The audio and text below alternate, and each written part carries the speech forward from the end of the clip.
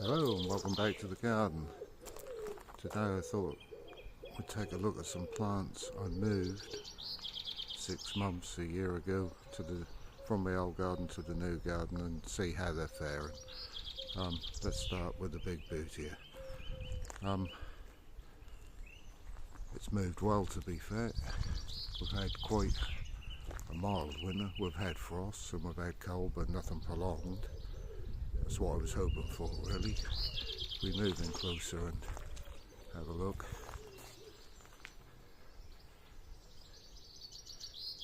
Seems to have settled in nicely. If we look up through the foliage, you can see up there the new fronds that are emerging are a lovely bluey grey colour with no damage, which is just what I was after. Some of the older fronds are showing some damage, which was to be expected, really. If you look at the end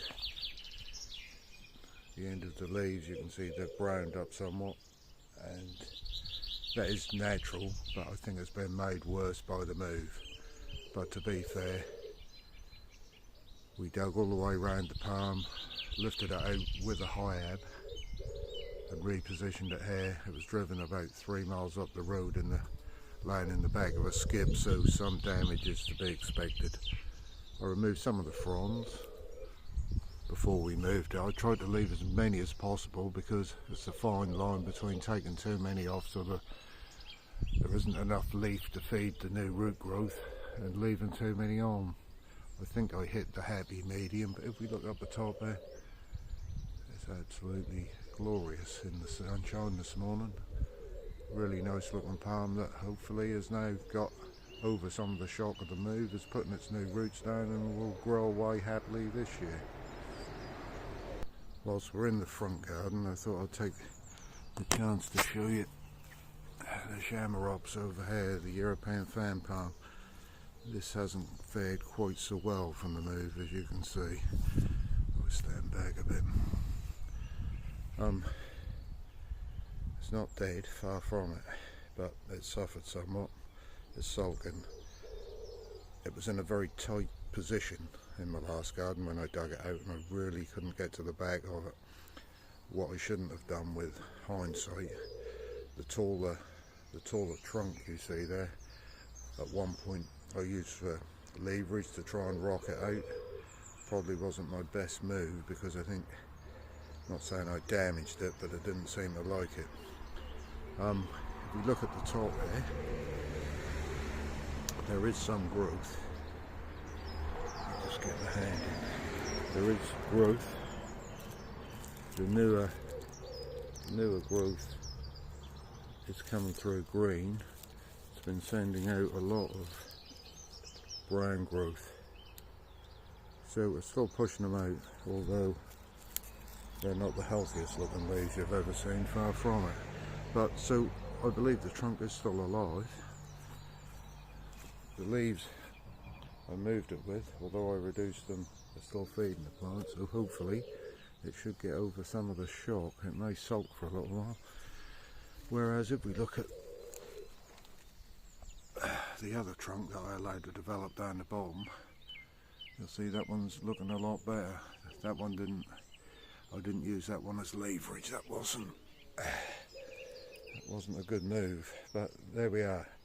Even if I do lose the taller trunk, by the look of things, the smaller trunk will go on and recover.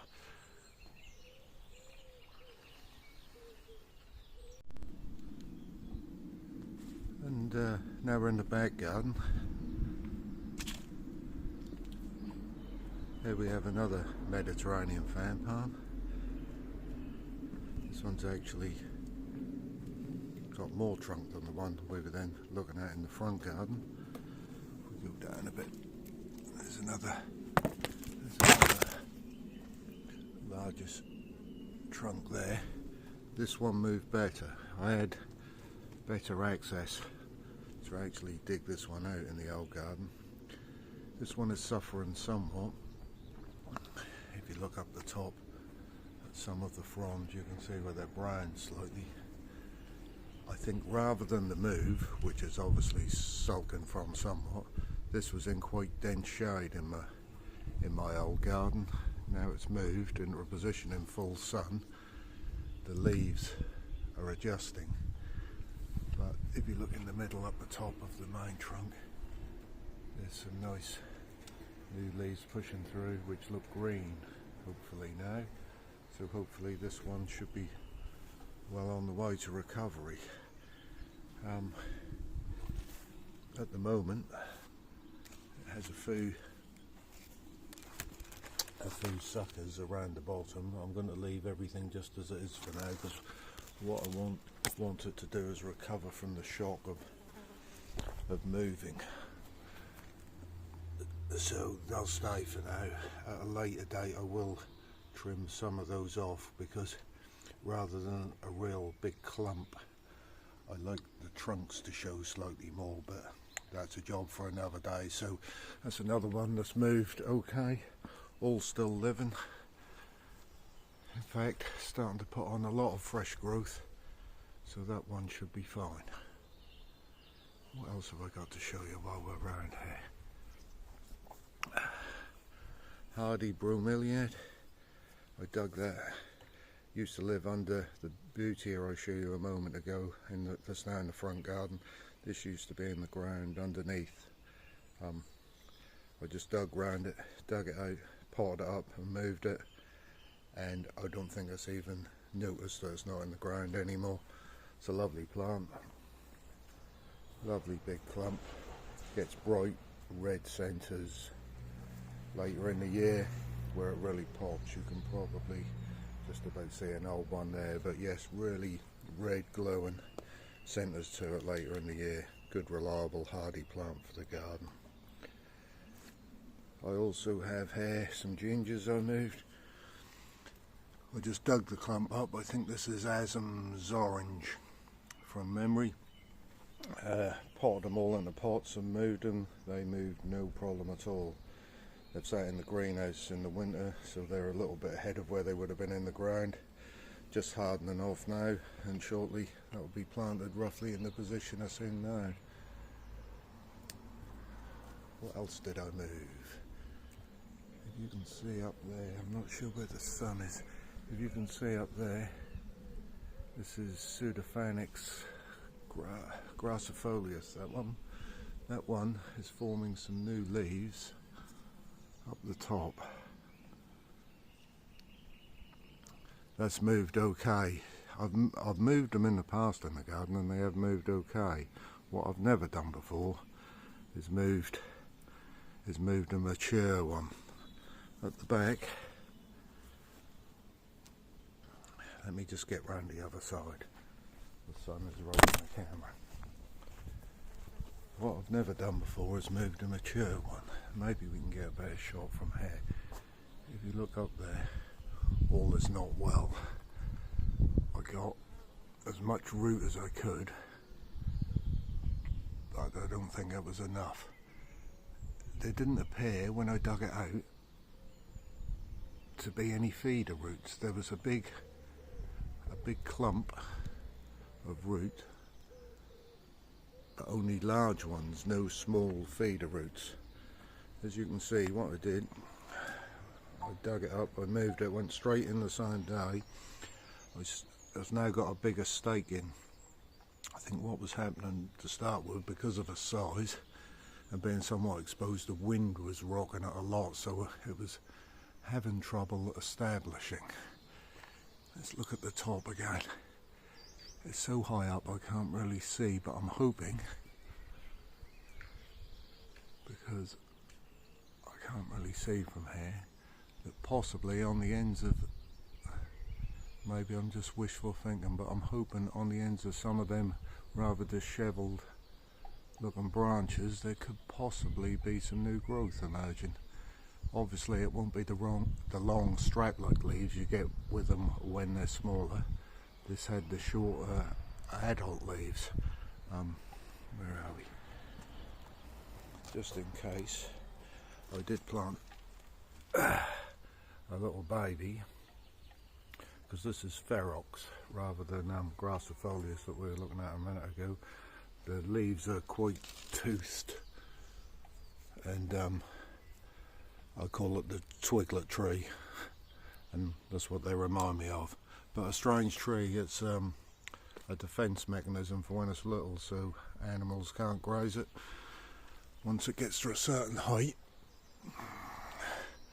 up there, the leaves then change to the adult form that you can see some of them just about hanging on. The jury's out on this one. Hopefully it will recover. I'm not 100% certain at the minute, but I'm going to leave it in, and it's got two chances really. But I'd really like to see it recover, because I've had this plant a long while and you become sort of attached to them.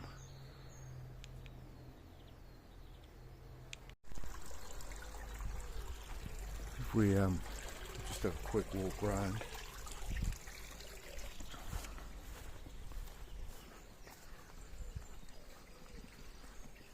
Tree ferns. I moved the tree ferns. My first tip with moving tree ferns is don't underestimate the weight. The one you're looking at now, I dug out, and it took, I think that was a 4-person lift just about to shift it. Trunks on their own are heavy. I dug maybe 1.5 to 2 foot circle round it, dug it out, a solid root in the ground. If you've ever dug one out, you'll know what I'm talking about. They are, the root mass in the ground is similar to the trunk, really dense, runs quite high up in the soil, but the more you can get, the better they move. So I moved it, I chopped all the fronds off, moved it. Last year it put the new fronds, you can see now, out. This year, can we see, this year's new fronds are coming. I haven't counted them, there looks quite a few. Some of them are going out at slightly jaunty angles this year. I think that's due to the wind. It's been incredibly windy this year, and as they're trying to come through, they're getting constantly battered by the wind. But they'll still grow and feed the plant. So yes, if you're moving one, never underestimate the weight. The one over here is also currently pushing out new fronds. It's a better height to actually get some video of the fronds coming through. I love them when they're like this, fresh and young green growth. I've actually moved this one twice. I moved it into the garden, into the position over here that's now occupied by the new tree fern. I covered planting that in a previous video. That was a birthday present, so it was better suited to that spot, so I moved this fern for the second time to here, which they're quite forgiving, tree ferns. You probably know they come in as trunks, or you can buy them as trunks and plant them as trunks. This one is going to come out as planted at a slight angle. I had it in my last garden at a slight angle, so it brings it away from the fence behind it, brings it out. It's got a prop in at present just supporting it. I'd removed the prop, so within 4 to 5 months the roots had grown out enough, and it's where it was planted to the left, so it became self-supporting. So I'm hoping 4 to 5 months again, and then that'll have enough roots down to support itself. So yes, that's another success story. Pleased with that.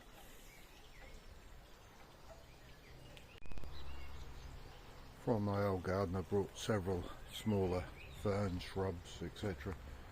potted up. I think the trick is to just try and get as much root as you can before you put it into a pot. You'll have to excuse some of the mess down here, but aspidistras, and a lot of the other stuff you see in here were moved. And the other beds over here, ferns were moved. The trick is get as much root ball as you can, get it into a suitable size pot, keep it watered until you're ready to plant it again. We just walk this way around here. That's the polycarpa. This is Edward Needham form. I've got green fingers over the other side in the garden. As you can see, I moved this. It's got lovely new growth just coming out. If I stand back a bit, you'll see it goes on and on and on and on up the top there. Lovely new growth arising. This plant was in really tight in my last garden, hence the shape of it. I had a jungle before, a real jungle. Everything was fighting for light. This stretched itself up to where it needed to be to get the light. So I just dug it up, put it into a big tub, moved it here. It went straight into the ground, and I'm pleased to say this year, lovely new growth. So that's obviously moved nicely.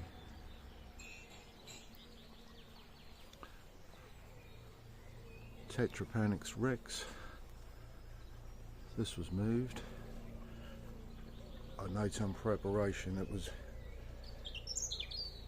the big plants were too big to move. This was a large sucker, baby, offset, whatever you want to call it. I potted this up.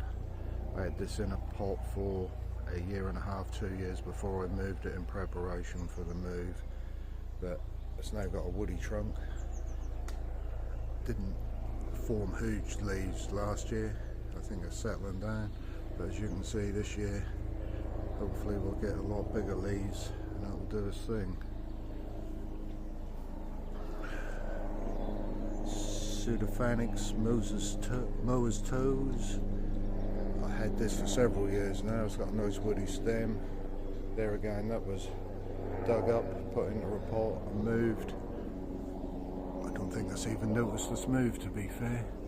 If we look in the top there, you can see the new growth is now just starting to emerge. There it is, right in the middle there. The new leaves will erupt from there. The Schaffelia, that was also moved from my previous garden. That's doing well, no problems at all. And a lot of the ferns you see along here were dug up and moved. They've all moved with no problem at all. To sum up, it's quite possible to move big plants if you have to move house. You obviously, if they're huge, I left some big Trachycarpus fortunii in my last garden, 2 massive ones. Access was a problem and you can't bring everything with you, but I brought enough of the old garden to make me happy. And if it's something you're going to attempt yourself, then don't be put off by size. Just be prepared to get as much root ball as you can and have the manpower or the strength to move what you need to. So yes, thankfully the winter was kind after I transplanted most of them. My greatest concern is the Pseudophanix ferox up there.